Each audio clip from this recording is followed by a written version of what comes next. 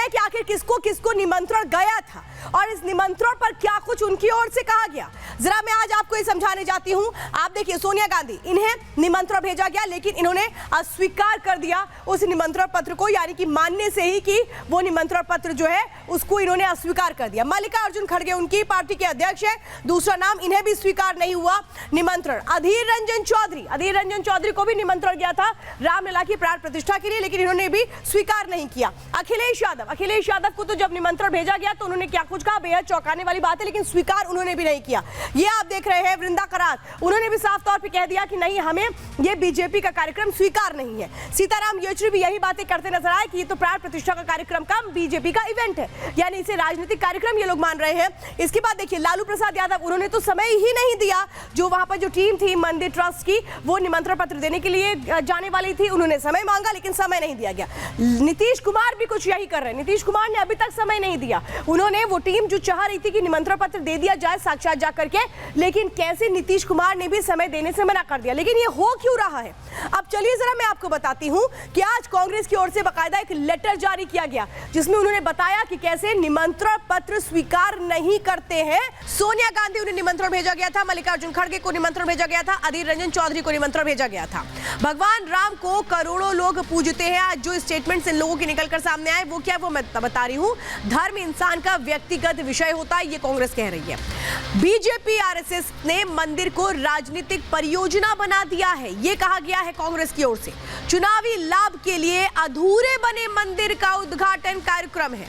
BJP RSS के event के निमंत्रण को अस्वीकार करते हैं। इसे बीजेपी और आरएसएस का इवेंट बता रही है कांग्रेस और कह रही है इसलिए हम नहीं जाएंगे, इसलिए हम अस्वीकार करते हैं। तो देखिए, कांग्रेस ने जिस तरीके से निमंत्रण पत्र को स्वीकार नहीं किया, अखिलेश यादव ने स्वीकार नहीं किया, तमाम इंडी गठबंधन के नेता निमंत्रण पत्र से कैसे परहेज कर रहे हैं, लेकिन इसके बाद क्या लोगों के सामने ये वोट मांग पाएंगे आस्था के नाम पर? लेकिन साधु संतों में गुस्सा किस तरह से है इनके इस फैसले के बाद, सुनिए जरा। ये तो ठाकुर जी की कृपा है, जिसको वो बुलाएंगे।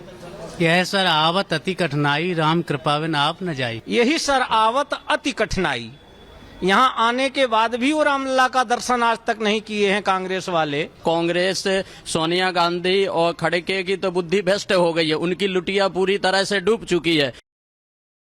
तो अखिलेश यादव साफ तौर पे ये कह रहे हैं कि वो लोग जो निमंत्रण देने के लिए आए थे, वो कहते हैं मैं तो इनको मानता ही नहीं हूं, ये कौन लोग हैं, मैं किसी भी अनजाने से निमंत्रण नहीं लूंगा। लेकिन यही अखिलेश यादव एक वक्त में ये भी कह रहे थे कि अगर निमंत्रण आएगा, बुलाया जाएगा तो हम जाएंगे, यही बातें कर रही थी डिंपल यादव। लेकिन आज इनकी ये बातें बदल चुकी है। इससे पहले इन्होंने कहा क्या था, सुनिए जरा। ये भगवान का कार्यक्रम है, भगवान जिसको बुलाएंगे वो जाएंगे। अगर निमंत्रण आएगा तो जाएंगे, निमंत्रण रामलला ट्रस्ट की तरफ से, और अगर नहीं आएगा तो भी जाएंगे, बाद में जाएंगे। तो अखिलेश यादव जो सीधे सीधे साफ तौर पे कैसे एक तरह से कहें क्या कि खुद को ये दिखाने की भी कोशिश कर रहे हैं कि वो राम विरोधी नहीं है, वो अपने वोट बैंक को खुश करने की भी कोशिशें कर रहे हैं। यानी कि क्या कंफ्यूज नजर आते हैं अखिलेश यादव, और अखिलेश यादव की सियासी साधना क्या कहती है समझिए। वीएचपी के निमंत्रण पर अखिलेश यादव का ये बयान सामने आता है क्योंकि वीएचपी के लोग ही उनको निमंत्रण पत्र देने के लिए गए थे। वो साफ तौर पर क्या कहते हैं, मैं इनको नहीं जानता हूं, हम उनको ही निमंत्रित करते हैं जिनको जानते हैं। वो कह रहे हैं कि नहीं, मैं तो इनको जानता नहीं हूं, इनसे निमंत्रण पत्र मैं कैसे ले लूं, जिनको जानते हैं उनसे ही निमंत्रण लिया जाता है, वो ये बात कह रहे हैं। सबको पता है कि निमंत्रण पत्र जा रहे हैं, वीएचपी निमंत्रण पत्र लेके जा रही है, और ये कह रहे हैं कि नहीं, हम तो इनको जानते ही नहीं है, जिनको नहीं जानते उनसे निमंत्रण पत्र हम कैसे ले सकते हैं। इस तरीके की बातें यहाँ पर नजर आती है अखिलेश यादव की ओर से। यही अखिलेश यादव अभी थोड़ी देर पहले क्या कह रहे थे, वो भी आपने सुना। अखिलेश यादव क्या कह रहे हैं, जब भगवान बुलाएंगे तब हम जाएंगे। अब ऐसा लगता है शायद अखिलेश यादव को कि भगवान राम साक्षात धरती पर आकर के निमंत्रण दे, तब शायद अखिलेश यादव जाएंगे। लेकिन अखिलेश यादव का इससे पहले वाला जो बयान था वो भी मैंने आपको सुनाया। लेकिन अब अखिलेश यादव निमंत्रण पर कह क्या रहे हैं, कैसे कह रहे हैं कि अनजान लोग आएंगे तो हम इनसे निमंत्रण स्वीकार नहीं करेंगे, सुनिए जरा। मैं नहीं जानता हूं, न मेरा कोई परिचय है। हमारे व्यवहार में यही माना जाता है, जो परिचय जिनका होता है वही एक दूसरे को व्यवहार देते। तो अखिलेश यादव को भी आपने सुना, अखिलेश यादव जिनकी झंझलाहट, जिनकी एक तरीके से कहें कि फ्रस्ट्रेशन साफ नजर आती है। लेकिन वजह क्या है जरा ये समझिए। उत्तर प्रदेश में करीब 20% मुस्लिम मतदाता है, करीब 36 सीटों पर मुस्लिम वोट बैंक बहुत निर्णायक भूमिका निभाती है। इसमें बीएसपी, कांग्रेस, एसपी मुस्लिम वोट बैंक की लड़ाई में जुटी हुई है। हर कोई चाह रहा है कि वोट बैंक हम साध लें।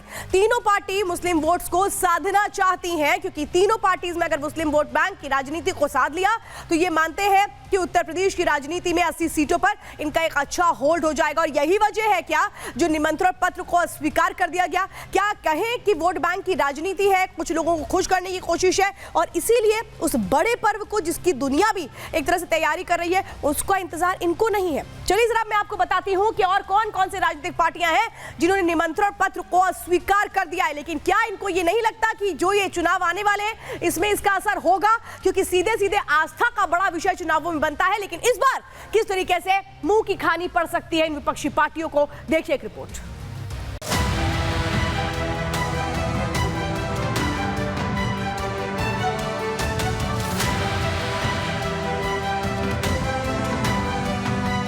अपनी अपनी मर्जी जो श्रद्धा है वो जा सकते हैं। ये भगवान का कार्यक्रम है, भगवान जिसको बुलाएंगे वो जाएंगे। कल तक भक्ति पद पर सियासी नफा नुकसान की कैलकुलेशन में जुटे कांग्रेस अध्यक्ष ने आखिरकार फैसला ले लिया, वो नहीं जाएंगे। ना ही सोनिया गांधी जाएंगे और ना ही अधीर रंजन।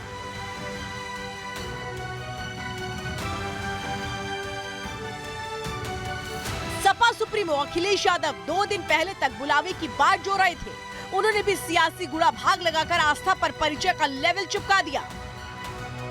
मैं नहीं जानता हूं, न मेरा कोई परिचय है, न मेरी उनसे कभी कोई मुलाकात हुई होगी। जो परिचय वाले हैं हमारे व्यवहार में यही माना जाता है, जो परिचय जिनका होता है वही एक दूसरे को व्यवहार देते हैं। कांग्रेस और समाजवादी पार्टी ने प्राण प्रतिष्ठा पर अपना स्टैंड क्लियर किया तो वही हुआ जिसका डर दोनों पार्टियों को सता रहा था। बीजेपी ने विपक्ष की सोच पर तुष्टीकरण का लेवल चस्पा कर दिया, इतिहास का जिक्र किया और वोट की फिक्र का हवाला भी दिया। बेचारे जाएं भी तो कहां जाएं, वो अपने रेटोरिक में फंस रहे हैं। सीरियसली क्यों लेते हो उनके पास? वो खुद पछताएंगे अगर नहीं जाएंगे। ये नाम से भी नकली है और भावनाओं से भी नकली है। जिसके दिल में ही राम नहीं है वो आंखों में लाने की कोशिश भी कैसे करेगा? आप एक धार्मिक प्रोग्राम, एक आस्था के साथ जुड़ी हुई चीज को उसको एक राजनीति रंग पहना रहे हैं और उसका कारण सबको पता है। गांधी परिवार की चाहे आस्था नहीं है सनातन में या हिंदू धर्म में, वो किसी और धर्म में विश्वास करते हैं। प्राण प्रतिष्ठा समारोह से दूरी के फैसले पर कांग्रेस के कुछ नेता टॉप लीडरशिप से इत्तेफाक नहीं रखते। आचार्य प्रमोद कृष्णम ने कहा, श्री राम मंदिर के निमंत्रण को ठुकराना बेहद दुर्भाग्यपूर्ण और आत्मघाती फैसला है। आज दिल टूट गया। असलियत यह है कि विपक्षी गठबंधन भक्ति पथ पर, सियासत पर बुरी तरह से फंस चुका है। हालत इधर जाए तो कुआं, उधर जाए तो खाई जैसी है। ऐसे में ये फैसला ज्यादा चौंकाने वाला नहीं है।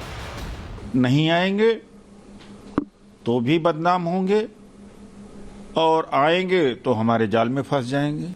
बड़ा अच्छा किया है और किसी को नहीं जाना चाहिए। ये आरएसएस बीजेपी का कार्यक्रम है। विपक्षी दलों के इस फैसले का सियासी नफा क्या होगा वो भविष्य के गर्भ में है। लेकिन एक बड़ा नुकसान जो अभी दिखाई दे रहा है वो आपको समझा देते हैं। विपक्ष पर हिंदू विरोधी होने का आरोप लगेगा। तुष्टीकरण की सियासत के आरोप का सामना करना पड़ेगा। लोकसभा चुनाव में ध्रुवीकरण हो सकता है। ऐसा नहीं कि सियासी नुकसान का आकलन कांग्रेस या समाजवादी पार्टी ने नहीं किया होगा। सच्चाई ये है कि इसके पीछे एक सोची समझी रणनीति है। वो क्या है आपको समझा देते हैं। अगर विपक्ष राम मंदिर के समारोह में जाता भी तो बीजेपी को बड़ी माइलेज मिलना तय था। मौजूदगी को विपक्ष की सियासी मजबूरी समझा जाता। चुनाव से पहले विपक्ष सियासी भंवर में फंस जाता। मुस्लिम वोटों की जंग में भी पिछड़ सकते थे। माना जा रहा है कि राम मंदिर का असर देश की हिंदी पट्टी में सबसे ज्यादा होने वाला है। हालांकि अछूता दक्षिण भारत भी नहीं होगा।